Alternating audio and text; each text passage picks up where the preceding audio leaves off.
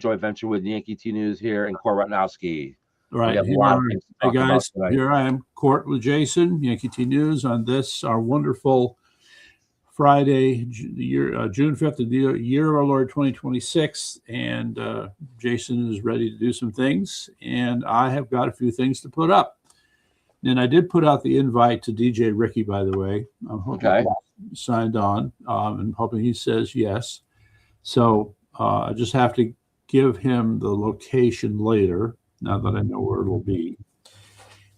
His is Ozone. I have a few things. So Eric has a few things. Okay. When you let me know, I'm right here. Let's see, here we go. You'll find out things that need to get underway. All right, underway, I believe, is a nautical term. And what is CLC? I don't know what CLC is. I'm sure us. Wait, CLC. Oh, wait. Connecticut Livecast? I guess that's what you mean. Connecticut Livecast. So Eric has started this new channel, which is absolutely brilliant. Yes, Connecticut Livecast. Oh, my goodness. So, all right. So there's that. Yes. Okay. So, yeah. Oh, and by the way, Eric, thank you. Thank you for those clips you put together for me. I appreciate that. There was, he stitched together a couple of things from different parts of what I was talking about with respect to Pakistan and Saudi Arabia.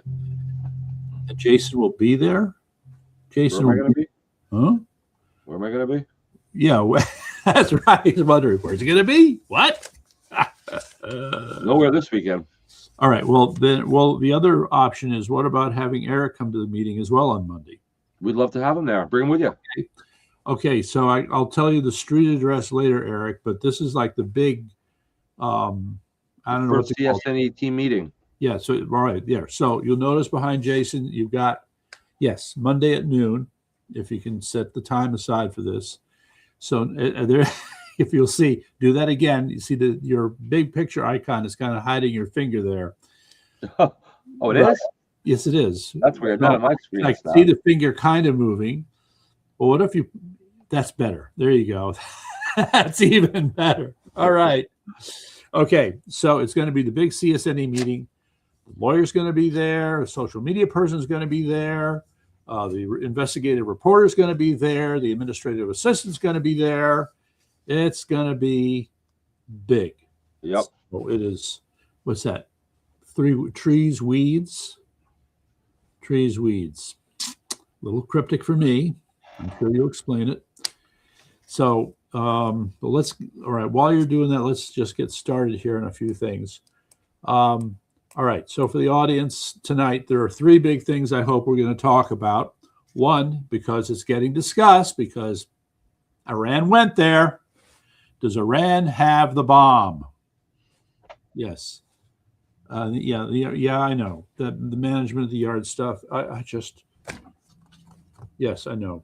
This guy's got to come. My neighbor's got to come with his truck and run upon my window again all night. Weighs upon me, but we will get to this. Meantime, the yard stuff. Well, wait a second. They've been cutting the grass, right? Yes? No? Yeah, I got to, the Chinese helped out with it? What? Chinese what for who? What? Well, I've always thought about, what if Russia just said, well, Iran and China are now. You're talking about the bomb. Okay. All right. Sorry. All right. Well, look, then I put together another chart, okay, of things, talking points to go through. And then, all right, so does Iran have the bomb? Does America have the guts? Because we could be presented with some very difficult choices, just saying. Wait a minute here. Wait. Hold on a minute here. What? I've always said that, what if Russia or China, both nuclear powers, just said, look, you guys have NATO, we have the PTO, the Pacific Treaty Organization, and any attack on Iran going forward will be considered an attack on us, and we're nuclear power, so stay away. What if they just said that to us? What would we do? Yeah. So let me just respond, right, because you've been saying the same thing, Jason. So Eric throws in the point, America is spineless at this point, it seems. And so You have to draw a distinction between being spineless and exercising great restraint. Now, of course, in March and April, we did not exercise great restraint. We were bombing the hell out of Iran, right? And that came at a price. Yes, and so, all right. So, how do I want to deal with this? I hear your point, Eric. Hold on, Eric. I hear your point. I'm going to get to it. Not right now, but I'm going to get to it. Okay. So, all right. So you know what? Let's put up this first thing. First things first. Here we go. All right. There. Now you can see it. Does Iran have the bomb? So I have here 8 talking points on the subject. All right. And I'm just going to read through them, and then we'll talk about no, they don't have the bomb unless someone gave them one. What do you mean? It's one of the worst kept secrets that Israel has atomic bombs. Worst kept secret. Okay. They even, I forget the name of the place. It's down in the Negev desert somewhere. But this is where I'm talking about Iran. I mean, Iran does not have a nuclear bomb unless somebody gave them one. Well, now the question is, did that happen?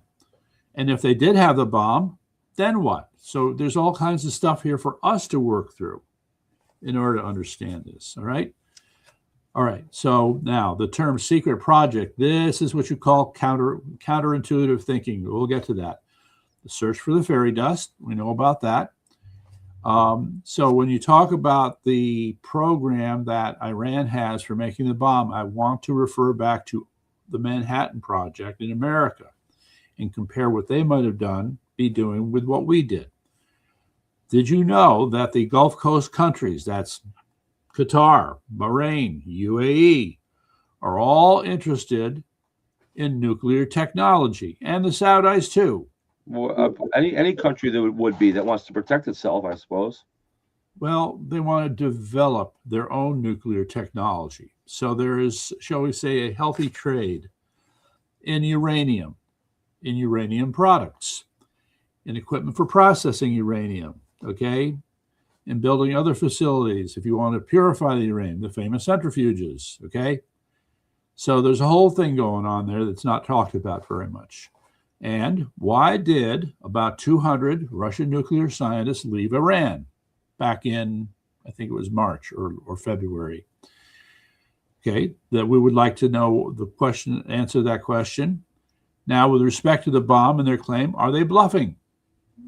Got to go on both sides of that. Now, have they been getting secret help from Pakistan, which you know is a nuclear power, India, which is a nuclear power, Russia, China, North Korea? And the big question is, since they just came out with this claim that we have the bomb, now, why now? Why now? And how? How? Yeah, how? Well, all right. So the how part, I think I'm going to be answering your how question indirectly.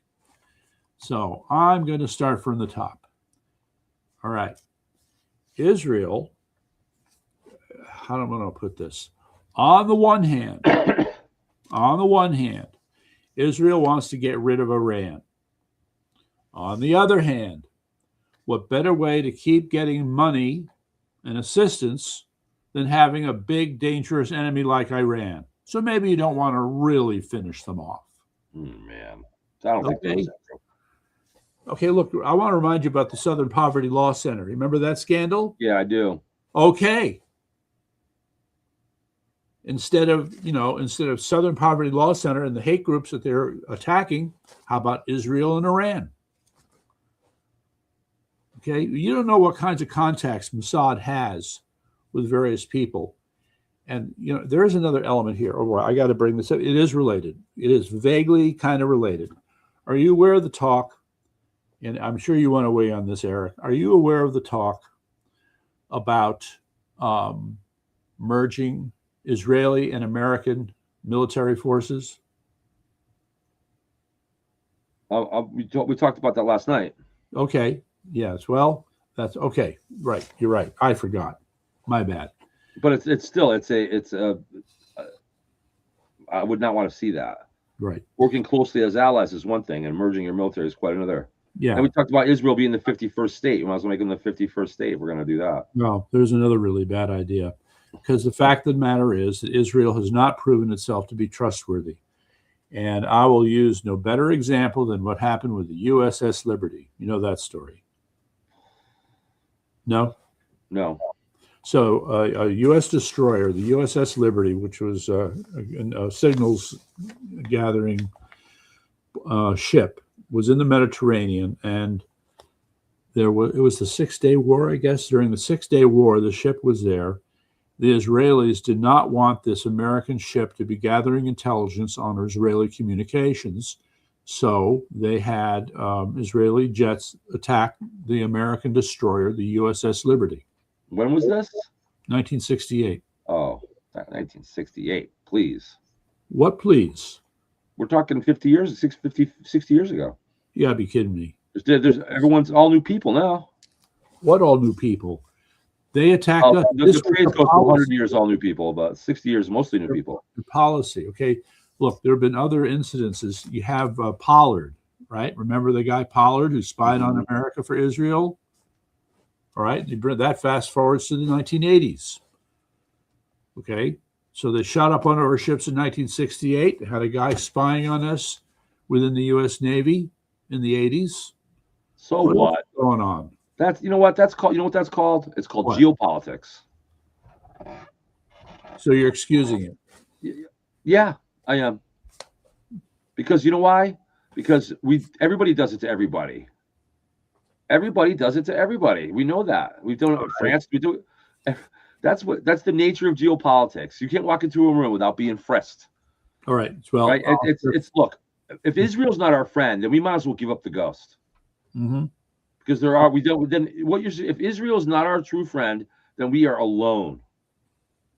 Right. Maybe El Salvador. I'll try to put it to you another way. Israel is a horrible friend. The rest are worst. Okay. You know, Saudi Arabia is not our friend. Jordan's not our friend. Syria, they're certainly not our friend. England's not our friend. France isn't our friend. Spain's not our friend. No, but Sweden's not our friend. When you're talking about the Mideast, we have no friends. No, okay. Let's try this another way. There's a fundamental incompatibility that exists between the Muslim culture and the Christian culture. That's true. All those countries around Israel are Muslim. Evil. All right, fine. But just deal with Muslim for now, okay? Which is evil, Muslim, same thing. Okay. So if you're going to bring up the idea of geopolitical strategy, all right, you're going to want to have people who are going to be, quote, on your side in some fashion. The one that you can least trust, the fact of the matter is the one that you can least trust are Muslim countries. Correct. Okay. So if you can't trust them, who are you going to trust? The Jewish state. Thank you. Of course. All right. So that's the position in which we find ourselves and have been in now for what, 60, 70, 80 years, okay, by supporting Israel. And in the process, of course, Israel has not done itself any favors by the way they've been acting. Let me throw out another something here. When it comes to Israel spying on the United States, supposedly. Yes. There are areas of our government and our far left wing and our Democratic Party going back many years that we can't legally tap their phones, or they do it to us, but we're not supposed to do that stuff. But Israel can. Mm-hmm. Maybe they're helping us out in a way by spying on some of our fringe factors in our government that shouldn't be, some of our anti-constitutional, anti-American. We don't know exactly what the nature of all that is. Right. So, do you know who the Five Eyes are? Who are the Five Eyes? The Five Eyes are. I was just born yesterday. All be English speaking, but this is a relationship that dates back to the end of World War II. So, America, Canada, England, Australia, and New Zealand. Okay. The intelligence services of these 5 countries have long agreed to work closely with each other and share intelligence with each other as if they're one team. Mm-hmm. That's called Five Eyes. Now, and that's been around for quite some time. And I would say that who knows what problems they've stopped, by working together as a team over time. Right. Okay, so there's that. But notice that Israel is not a part of Five Eyes. Five Eyes was formed, what, in the 70s? No, around, let's see here. Let's get factual here. When was Five Eyes formed? Let's see here, got an answer. 1941 with the signing of the Atlantic Charter. Way back. Okay, it's way back. All right. Well, Israel didn't exist in 1941 when the Five Eyes were formed. Correct. Okay, so this work, and in fact, 1941, there was no CIA either.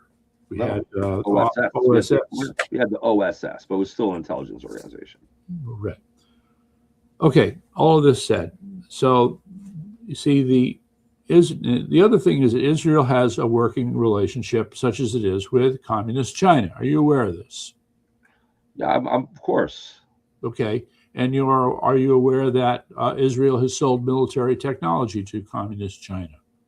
I'm sure at some point in the past that has happened. I don't doubt that. All right. Are you aware that Israel has also worked on research and development projects with communist China? Well, tell me about it. I'm not aware of it, no.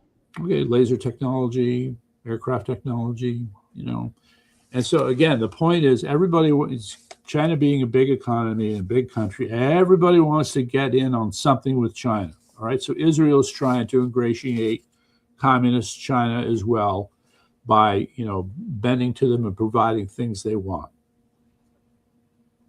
So the problem, of course, is any American technology that we hand over to Israel, technology that Israel doesn't have, we'll hand it over to communist China because they're trying to ingratiate themselves to communist China. Some ally. Okay. They're all we got, so we got to stick with them. We can't, Well, you're going to have to discipline them. And, okay, so Israel, next, I just want to talk about the search for fairy dust. I actually met somebody today who was a retired CIA officer who I played tennis with. Oh, wow. Yeah. You should get him on the show. Well, he's going to be pretty circumspect. I mean, his time, he never served overseas. He was with the CIA for 23 years, and he... It's more of an administrative capacity? Probably, but he served in 5 different cities in the country. And but the point is, when I asked him about this, they said, well, why would the CIA have offices other than in or near Washington? And the point is that, we have international companies located in various cities around the country, and their international interactions become the jurisdiction of the CIA. So if you have people spying on said companies that are operating internationally, it's their business to know what's going on. Let's see, hold on. The same guys that built the space laser. We're all building space lasers. Some are better at it than others. The British have a space laser, right? Anyway, so Alan's checking in here. We probably have the reciprocal spying agreements to get around spying on our own citizens. Yeah, oh yes, we do. You can be sure of that. That's right. That's part of the Five Eyes thing. Correct. It's probably more like 500 eyes nowadays. Well, yeah. So, this is a whole other subject here. I mentioned Mark 37 last night, right? No, you did not. Or if you did, it was briefly. Yeah. So, so there's this guy, Ghost Phones. Did I mention Ghost Phones? Tell me about it. Okay, so there's this guy who's working. I wish I had here. I need more and better information. I don't like speaking circumlocutive terms like these guys. Let's see if I can. Come on. It can't be reached. I'm not looking for a site in Mushmutz. Yes. Okay, so the website is mark37.com. and they sell ghost phones, ghost laptops, and more. Affordable smartphones focused on privacy and security that you control. So you have to, there's some climbing to do. You have to learn how to use Linux. But to me, this is another great resource. I believe there's the beginning of a market for these kinds of technologies, because we're getting fed up with surveillance, fed up with being spied on everywhere we turn, where there's corporations, local government, federal government, doesn't matter. We've had it. Mm-hmm. Okay, so now you have companies that are filling that need by coming up with devices that can't be tracked. Isn't capitalism wonderful? Well, sure. I mean, that's why I'm being sincere. It's wonderful. Yeah, responding to consumer demand. That's right. All right. But that said, we can be sure that these are small markets at this point. And I'm inclined to try and figure out, well, how do we get involved? How do we help sell Mark 37 software and products? Because maybe they can be one of our early sponsors for CSNA. Yeah. Just like the toothpaste people. Mm-hmm. There you go. Good. You got to save my teeth. Wait a second. You got to give them a name. Who are they? Okay, they are some ad master. You are. Bright White is the name brand, and it's called. God, if I could say it, Nasathiamine is the name of the chemical. Bright White is the name of the company that sells it. Okay. And we have to talk to those people. All right, so I could sell a lot of that toothpaste. Yeah, there's a lot of those. So that's a whole area. It has saved me thousands of dollars in dental bills. All right, let me get back to Iran again. The search for the fairy dust. So the reason I'm bringing up the guy I met who was in the CIA, I asked him. Now we know the CIA is in Iran, but you have a special group within the CIA, which is the CIA paramilitary, kind of like special forces. Mm-hmm. So I asked him, well, what do you think? Think the CIA paramilitary is in Iran? He said, I don't know, but probably. And probably what they are tasked with is searching through the mountains for bunkers and any other place that the Iranian military is set up. Okay? So, this cuts both ways. You have, on the one hand, okay, it's tough to get around in the mountains, and it's also tough to see what's going on in the mountains. So, it's going to be tough. It's tough to be detected, while it is also tough to find what you're looking for. But they're down for it, okay? I still can't help but think that somebody on the other side, on the enemy side, has gone to the president and said, look, President Trump, we have this and that and this, either maybe a nuke or maybe some kind of domestic or some kind of financial or economic leverage that we don't know about publicly, that they're hitting Trump, they're hitting our administration with, that's what's behind us holding back now. What's that? Why do we stop bombing them? And we had them on their knees, and then we stopped. Well, it's the public line would have been we ran out of targets. But it turned out that was not so true. I think it's more like we ran out of ammunition. We were looking at our stockpiles and saying, look, 1,300 strikes is a lot of strikes. That's a lot of stuff. All right. See, and it's just part of this is you get into this strange situation, right? On the one hand, you're sitting there in peacetime, and you're deciding what you need in the way of munitions in peacetime. Now, all of a sudden, you're in the middle of a conflict and you're using up your ammunition like crazy, so you need a different schedule. You have to be on a war footing for munitions production. And by the way, people have been ignoring this. There are 2 countries right now that have publicly announced they're on a war footing. Any guesses? We're one of them. Nope. All right, tell us. Russia and China. I don't have enough energy to guess tonight. Russia and who else? Russia and China. Okay. About 3 or 4 years ago, Xi came out with a public announcement telling everybody that this nation is on a war footing. The civilians are to be on a war footing. The military is on a war footing. It's called We're Getting Ready. Okay. So one of the other parts of getting ready has been what? to build up their supplies and reserves. So what was one of the things that they did? They built up their oil reserves. Okay, fully expecting that a day like this would arrive. Okay. So China, at the moment, has no particular concern about the fact that they're not getting enough oil on a daily basis because they're working it off of their reserves. I figured that. Okay. Meantime, over in Russia, they have increased the amount of money that they're spending on defense production. The problem is they're reaching a limit. Okay. I forget what the number is, but I think 25% of they actually call it a federal budget in Russia. 25% of the Russian federal budget is for manufacturing equipment and munitions. 25%. For us, it's like 8% or something like that, isn't it? Or less. Yeah. 4%. Okay. So that's called a war footing when you're devoting that much in resources. Now, of course, the problem is you keep remember the Russian GPA is much smaller than ours as well. Yes, it's about the size of California. Okay. So that mitigates it a little bit. Doesn't change what you're saying about them being on a war footing, but in terms of it, it's not the massive advantage you might think it is, though.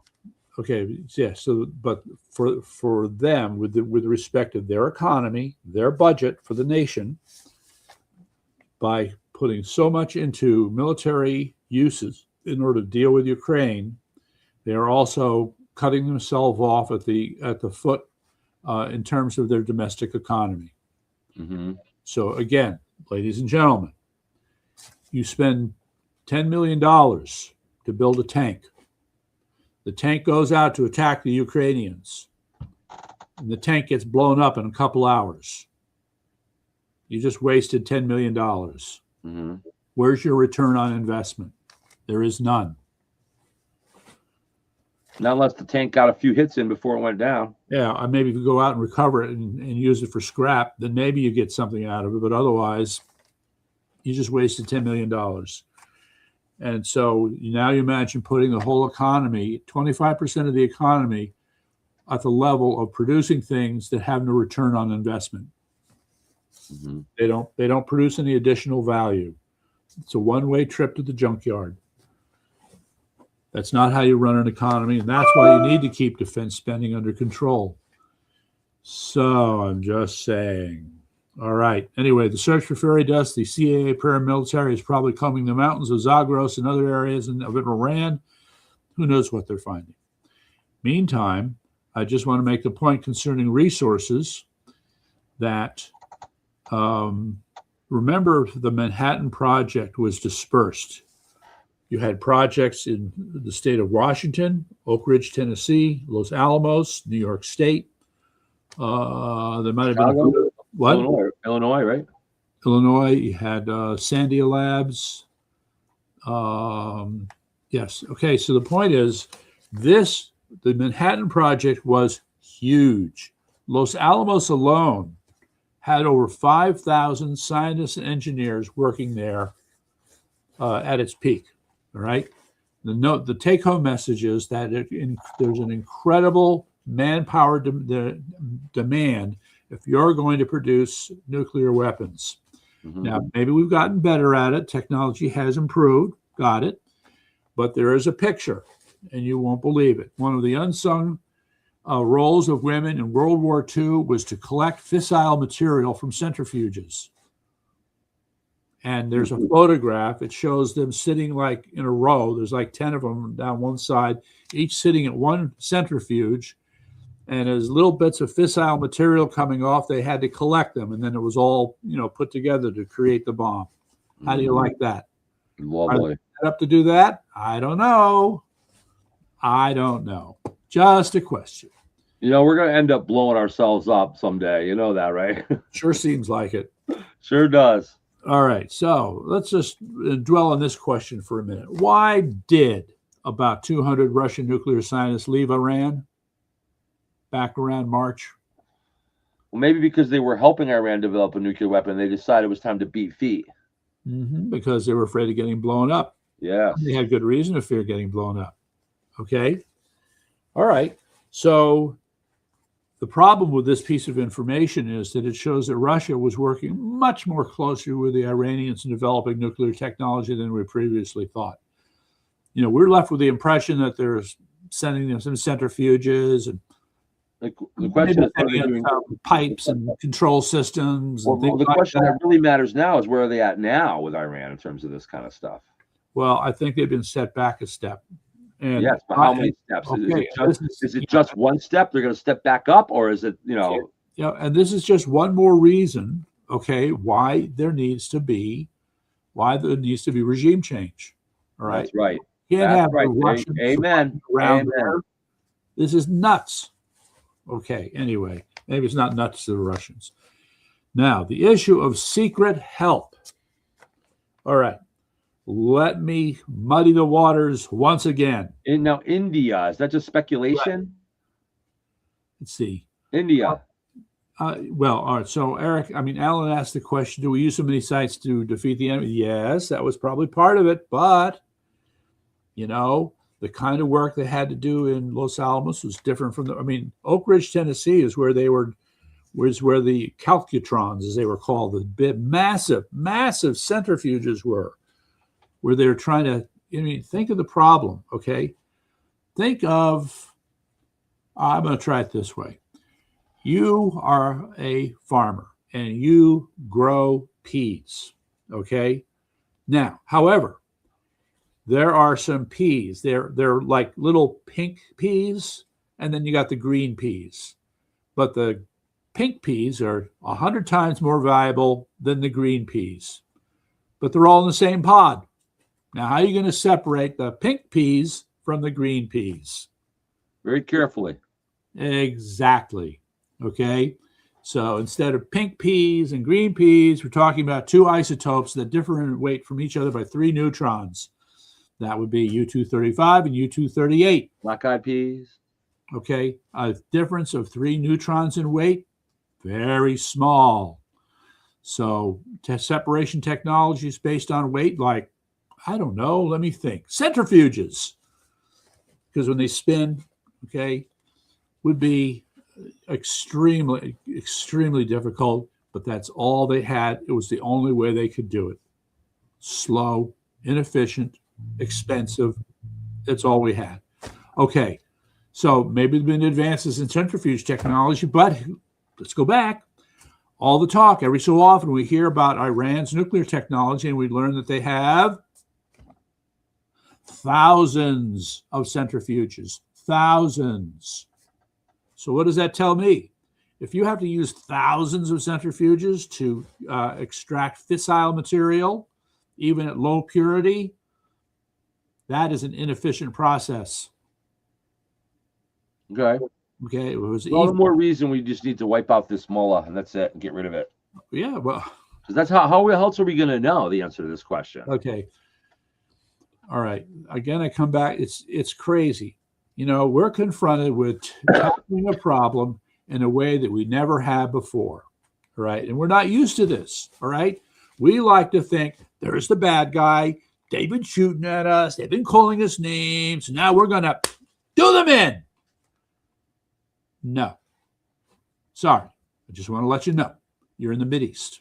The rules are different. Okay. We learned the hard way in Iraq. Now we have an opportunity to learn our mistakes in Iraq and get it right in Iran. Okay? Mm-hmm. All right. So we know many nations work together against U.S. interests. Usually this is done publicly at the UN, but I can see it happening secretly. And of course, yeah, geez. So, but it gets, Alan, there's another aspect to this that just blows my mind. When Assad was still in power in Syria, okay, you had these groups that were attacking Assad and his army, right? Mm-hmm. Say it was six of these different Islamic factions, the Lions of Allah, the Great Sword of Allah, Muhammad's maniacs, right? All these guys who came up with their own identity. It's like a bunch of Boy Scouts, each one with their own patrol, the Bear Patrol, the Bird Patrol, the Lion Patrol, whatever, okay? And they they could not work together. Could not.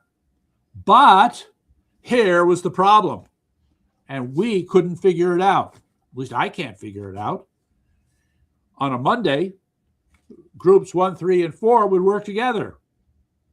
On Tuesday, 2 and 4 hated each other's guts. Now they're shooting at each other. And on Wednesday, 1 and 6 decide to gang up on 2. How are you supposed to come up with coalitions or anything under these conditions? With a big whip. Was insane, and it has not changed. It has not changed. Okay? And this stuff is still true. We've talked about all the ethnic groups there are in Iran, and it's the same thing. Meantime, I don't know if I want to believe this. Okay, here's the cover story. I'm digressing from the chart. Sorry. We're sitting here wondering, well, what the hell happened to the Kurds? All right, we supposedly armed the Kurds, and they were supposed to do something, but they did not. Not yet. Okay, so here is the supposed backstory, but I put this under PSYOP. We are told that Trump got a call from Erdogan in Turkey, screaming and pleading, do not arm the Kurds. You know that Turkey has been fighting the Kurds for the longest time. Mm-hmm. And Erdogan could not bear the thought that America was going to arm these Kurds, because the Kurds now the Kurds have trouble working with themselves. That's a whole other story. Mm-hmm. Okay, but in spite of that, the Kurds have long wished to create their own nation, their own state, Kurdistan. All right. Now, when you look at a map, most of the Kurds are in the eastern part of Turkey. Then you got a whole bunch of them in Iraq, a whole bunch of Iraq, a few of them in Syria, okay, and I think a few other areas. So that is an area that the Kurds have looked upon as their own for the longest time. Okay, so the story goes that since Turkey is a member of NATO, a big joke, Trump honored Erdogan's request and decided to stop helping the Kurds, and he's going to look for another strategy. Maybe a mistake. I don't know. That's the story they tell us. You can believe what you want to believe. Mm-hmm. All right. Oh, God. Anyway. Okay, the nuclear. Now, I'm going to come to bluffing last. Secret help from Pakistan. All right, this underlines the other point I just made here. I told you about how you could not possibly find any kind of stable alliances in Syria under Assad. Okay, I just told you that story, right? Right. Okay, same problem at the national level.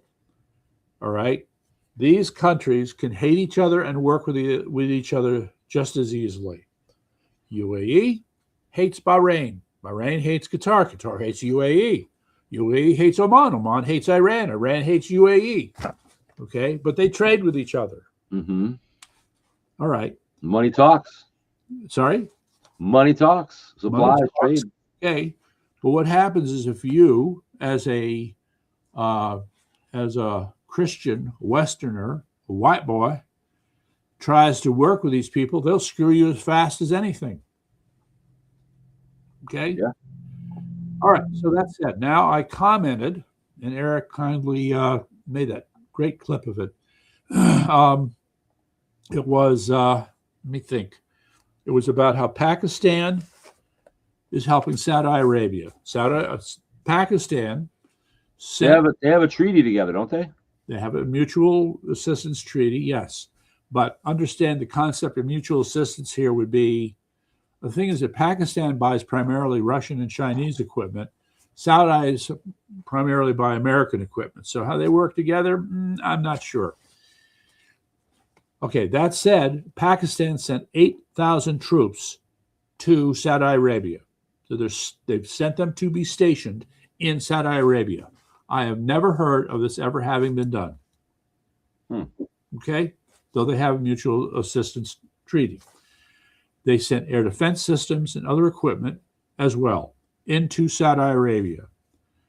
All of this obviously intended to discourage Iran from attacking Saudi Arabia again. At least to date, so far, Nothing has happened. Now, on the question of whether or not Iran has a bomb, the other stuff in the news, whether we can believe it or not, is that Pakistan is communicating to America that Iran's progress with nuclear technology may be a little bit more advanced than you realize.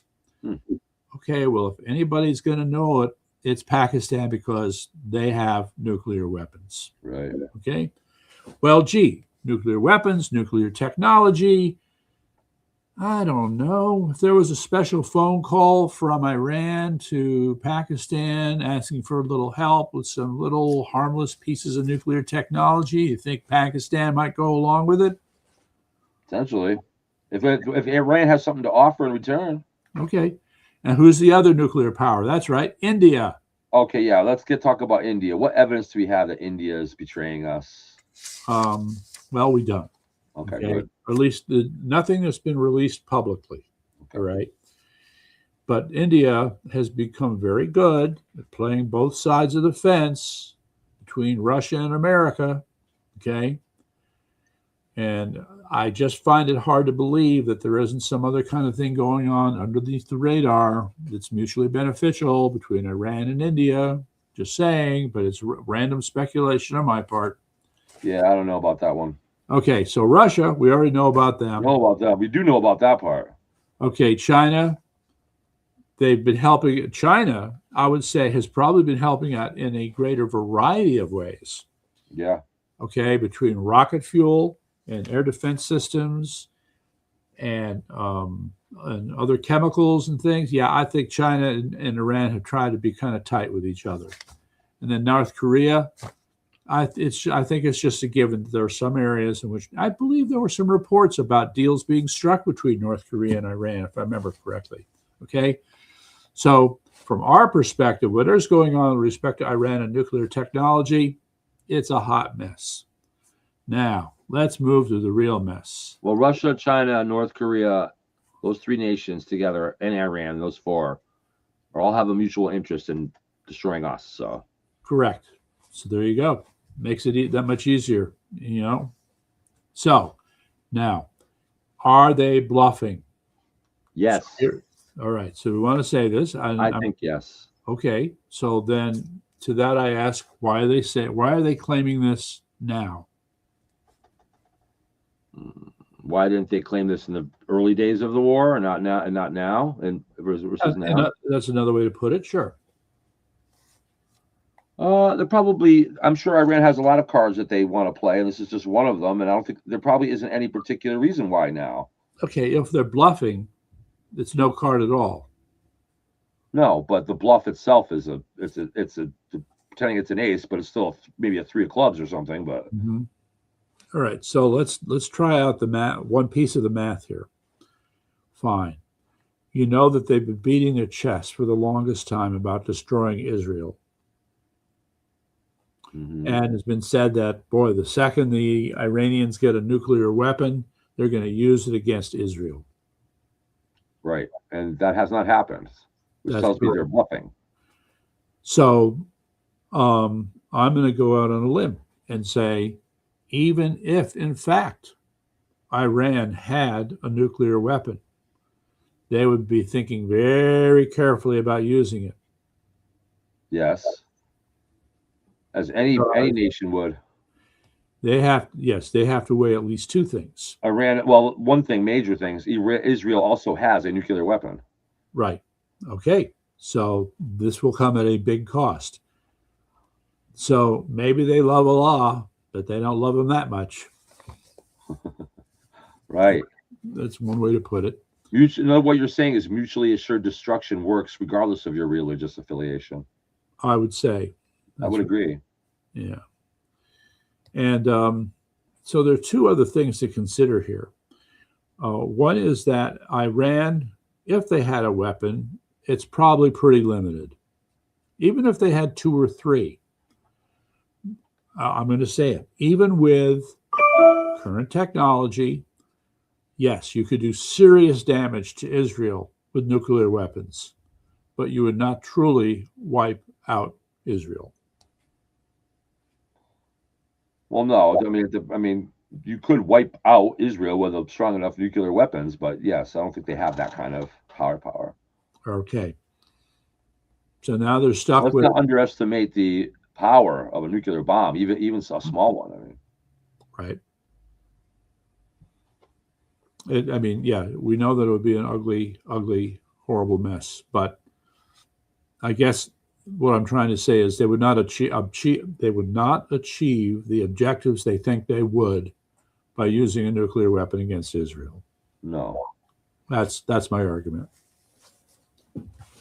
Okay. Although Israel's not a large place, so it could technically be flattened by nuclear weapons. I mean, okay. So in the meantime, yes, Iran is a much bigger country, and they're going to have. I mean, what is the future?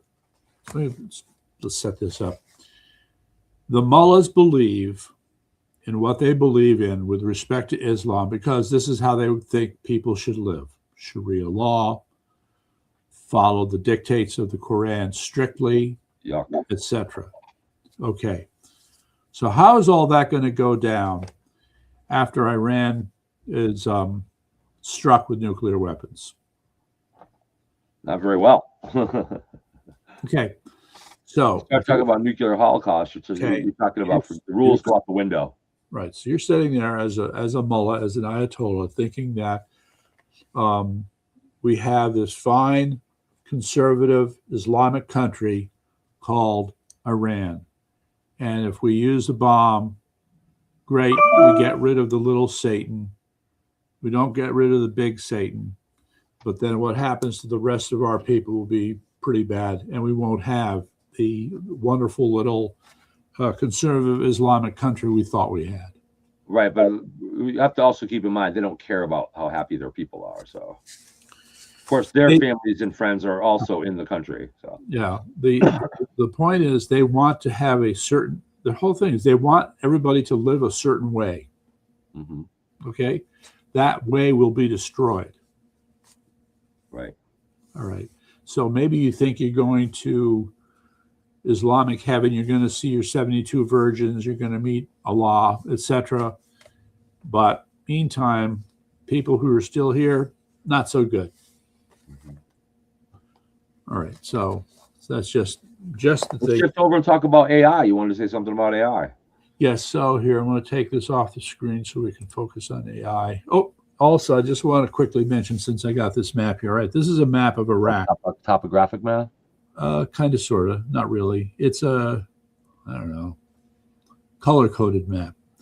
In any event, so unfortunatbe, this map doesn't show it. But if you look very, very carefully, you see if you look there, the tiny little things sticking out there in the upper or the lower upper right there, sticking into the Persian Gulf. Yeah. Okay, that, and then you can see this little body of water underneath it. Okay, so there is an Iranian port there. See, when will the first fully AI candidates run for office? Ooh, that's a good one. We're going to robots running for office. We're going to take that one on. Yes, sir. Hold that thought. We're not done yet. Wow, cool. So, what would they promise us, and how would they deliver? How would AI persuade a legislature? How would an AI whip votes? Let me think. Okay, so that little tiny thing, like a little appendix sticking out there in the bottom, and then that little body of water. There's a port there called Qasr, UMMQASR. And what's happening is that port is being used as a workaround solution for getting products into Iran. Okay. So whatever ships are managing to get through the Strait of Hormuz, since they're not shipping oil, they're shipping a lot of cars. I'm surprised at how many car shipments go into Iran. That one I didn't expect. So that's so those are some of the things that they try to get in there, and then using this port Qasr as a workaround solution. Who knew? Anyway, so enough of that one. All right, so now let's talk about AI. Talk about AI, the end of the world. So, first of all, the news announcement. the very same people who for the last year or so now have been saying loudly, no guardrails, no regulation, get out of the way. We must be free to develop AI to the fullest extent because we're in a deathmatch race against China. Okay? Let me guess, those same people are now crying for guardrails. Well, yes. Let me qualify it a little bit. The first part is that we're seeing that China is falling behind in AI. All right. Let's not get comfortable. Okay. And don't count the Chinese out in terms of their ability to come up with something because this is such a high priority to them for national pride. Mm-hmm. All of the cute things. Okay. The concern here, I'm going to use a fancy phrase, is called recursive self-improvement. Say that for 3 times. Recursive self-improvement. Recursive self-improvement, recursive self-improvement, recursive self-improvement. All right. There's a root. All right, you're pretty good at that. All right. I should have known better. All right. So in the early days of software development, one of the dreams was, quote, software that can write itself. Okay. It's taken decades to get to the point where we have software that can write itself. Now, hold that thought. I want to move to a closely related subject. They're called cellular automatons. Have you ever heard of cellular automatons? No, I have not. There was a famous mathematician named John von Neumann, who did we finally get these? You funny boy. Alan asked, didn't we finally get the answer to that woodchuck question? No, we did not. No, the answer is already in the poem. He would chuck as much wood as a woodchuck could. He's doing the best he can. That's the answer. All right, there you go. You got that, Alan? All right. So anyway, John von Neumann was one of the great mathematicians of the 20th century. He played a seminal role in the development of what you and I know as the personal computer. Mm-hmm. Just a quick sidebar here is that there was a big debate about the layout of a computer. You had the part that would store memory. You would have a part that would do the computing. You would have the part that would transfer information, another part that would control the timing circuits for all these different parts. And there was what was called the Harvard architecture and the von Neumann architecture. And the design that Johnny von Neumann had created beat the Harvard architecture, and it became the standard for what we know as the PC. Okay.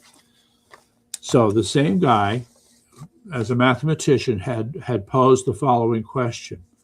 What would it take to be able to enable one robot to create a perfect copy of itself and make another robot?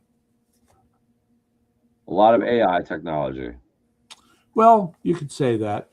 The cellular automaton question was actually answered several years ago. And ironically, it was research at Harvard that showed, yes, here's how you can make automatons that will reproduce themselves.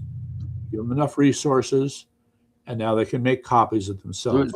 Eventually, they could. Okay, this is one of the rules of life. Life has to be able to reproduce itself. That's life. Yeah, but those aren't life. They're machines. What are they going to do? Put little. Eventually, we're going to make them all humanoid. They give them little machine dinkies. Okay, it meets the rule. The rule is to be able to reproduce. Okay, biological reproduction is not the same as a mechanical reproduction in the minds of some, but it's still reproduction. But those things will become closer together as time goes on. All right. So this has happened. All right, but it had the impact of that still won't be felt for what it's been demonstrated. Meantime, the ability of software to write itself, all right, we've come closer and closer to that. And technically, so here's the thing.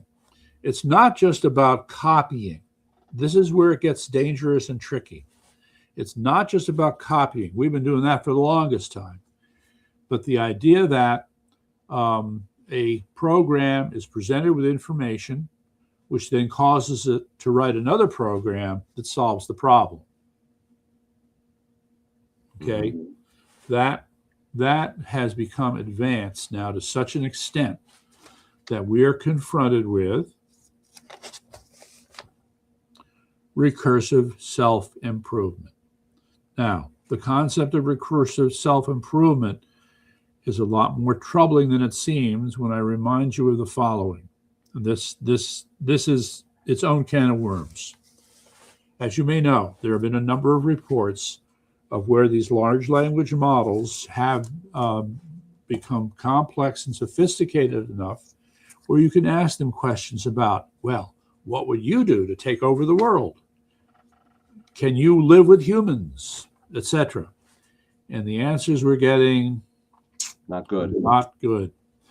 And in fact, the problem here is that when you pose questions to these large language models, and so you ask them to design a new society, right? Create a new society. And you'll be shocked to know that the new society that a large language model will create relies on crime in order to function. Just like the Democrats. Yeah, just so you go. That's it. The large language model designed by Democrats. That's where we went wrong. So yes, so this is, to me, that this would happen, okay, out of the box with these large language models is telling me that there is some kind of design flaw in how these large language models were first developed. But I'm not sure what that is, because I think, all right, well, there was another thing. For example, do you remember about 4 or 5 years ago, people were upset because the early versions of these large language models were turning out to be racists? Doesn't surprise me. Yes, it was making comments that were racist. And the reason is, how do these large language models work? They suck up all the information that's on the internet, and it was uncensored, all right? Yeah. So the large language models were picking up racist comments from people online. And so it learned itself to become racist based upon that information. Boy, some people can be a bad influence. All right. Okay, but this raises the larger question then. So maybe we need to go back to zero, guys, on how we design these large language models. Because too late for that. Pandora's box is opened. Sorry? I agree with you, but it's too late for that. Pandora's box has been opened. Not really. No. I mean, it's what I'm proposing is very expensive, because basically I'm saying, take all that stuff you stole from us online, okay, all the stuff you scraped from Reddit, all the stuff you scraped from Google, all the stuff you scraped from all the other search engines, and get rid of it, all right? And now you're going to have to start all over again and design it, and you're going to have to build it in the way that you would raise a child. That involves teach it not to lie, teach it not to steal. That involves closing the box that's already been opened. Not really. No, this is not correct. No, this is not correct. We're not going to have the kind of international cooperation necessary to do universally. I'm not talking about international cooperation. I'm talking about an R&D lab responsible for creating one of these things. We've had competition now for the last several years between Meta, Google, Anthropic, Claude, OpenAI. But we're going to make all these. What you're saying is we're going to go back and we're going to make all these well-behaved, more proper forms of language or whatnot. Yes. And we're going to do that, and the other side will not. They will develop. They will have the crude and rude ones that are going to be a problem. The problem is the cost. It's an extremely high cost to do such a thing. So anybody who's going to commit to a R&D project to accomplish this is going to be wanting to know, where's the payoff for me?